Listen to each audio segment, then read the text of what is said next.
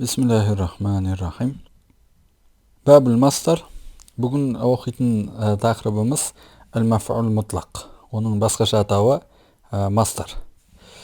Мансубат тарауындамыз. Сол мансубаттар 15 түрлі деді автор өткен дәрістерде. Яғни араб тіліндегі исімдер, зат есімдер сол 15 жағдайдың бірінде келетін болса, олардың соңы мансуб оқылады. Соның біріншісін өткен дәрісте аяқтадық. Ол мафъулун бихи еді. Бүгін мансубаттың екінші түрі әл-Мәфъулуль-Мутлақ тақырыбын оқимыз. Мәфъулуль-Мутлақ дегеніміз не? Мәфъулуль-Мутлақ дегеніміз сөйлемдегі етістіктің мағынасын қуаттау үшін, немесе оның түрін білдіру үшін, яки сол етістіктің санын білдіру үшін, істің санын білдіру үшін келген мастар сөз. Соны біз мәфъулуль-Мутлақ дейміз. Мастар деген түбір деген сөз. Етістіктің түбірі. Мәфъулуль-Мутлақтар мансуб үкімін алады, яғни соңы фатхалы оқылады, немесе фатханың орынбасарларының біріне соңы өзгереді. Бір сөзбен айтқанда, мәфъулуль-Мутлақ деген сөйлемде мансуб күйінде келген мастар, яғни етістіктің түбірі. Бабул мастар, мастар бөлімі, яғни мәфъулуль-Мутлақ бөлімі.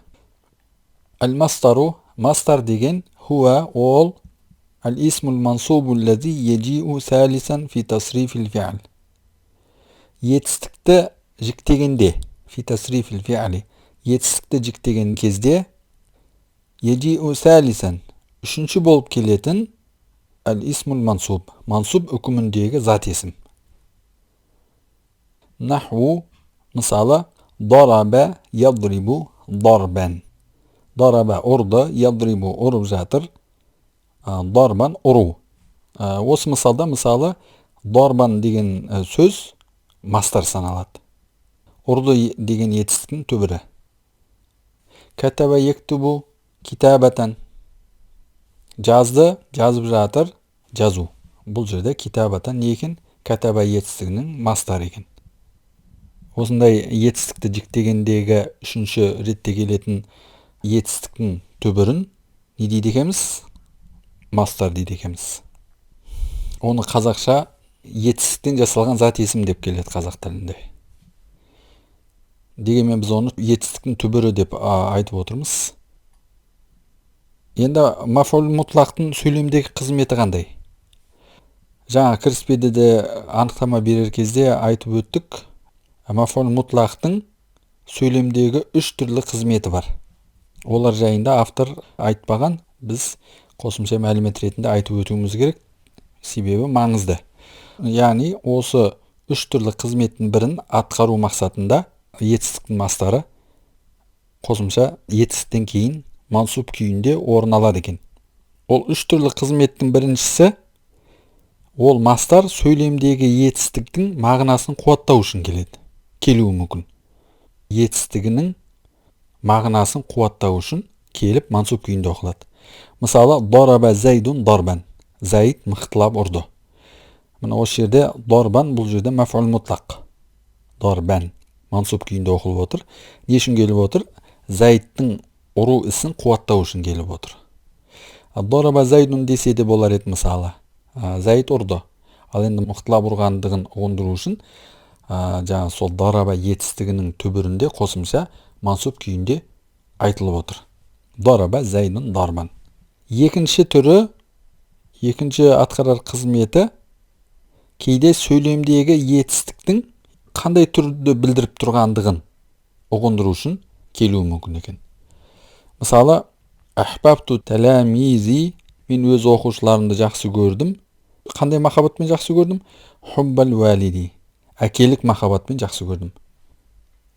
Осы мысалда, мысалы, хуббал валиди, әкелік махаббатпен деген сөз мәфъулуль-Мутлақ болып есептелінеді, әрі ол жақсы көру істің түрін білдіріп тұр бұл жерде. Қандай махаббатпен? Әкелік махаббатпен. Яғни бұл жерде байқап отырсаңыздар, мағынасын күшейту үшін емес, жақсы көру ісінің қандай түрде орын алып тұрғандығын баяндау мақсатында соның мастары келіп отыр. Демек, бұл мәфъулуль-Мутлақ лин науи деп аталады екен. Нау деген түр деген сөз. Үшінші атқарар қызметі мәфъулуль-Мутлақтар сөйлемдегі етістіктің қанша мәрте істелгенін білдіру үшін де қолданылуы мүмкін.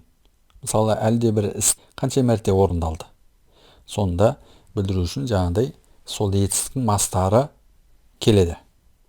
Оған мысал сәжетту сәждетейн. 2 рет сәжде жасадым. Мысалы, сәжетту сәжде жасадым, сәждетейн 2 рет сәжде жасадым. Бұл мысалда сәждетейн сөзі мәфъулуль-Мутлақ. Мәфъулуль-Мутлақтар осындай 3 түрлі қызмет атқарады екен. Әрі қарай оқылық. وهو قسمان. Мәфъулуль-Мутлақтар 2 түрлі болып келеді. Лафзийун, біріншісі лафзи, ва ма'навийун, екіншісі ма'нави. فإن وافق لفظه لفظ فعله. Егер мастар сөз лафза фи'лихи істің өзіне сәйкес болып тұрса, фахуа лафзийун, ол лафзи деп аталады екен.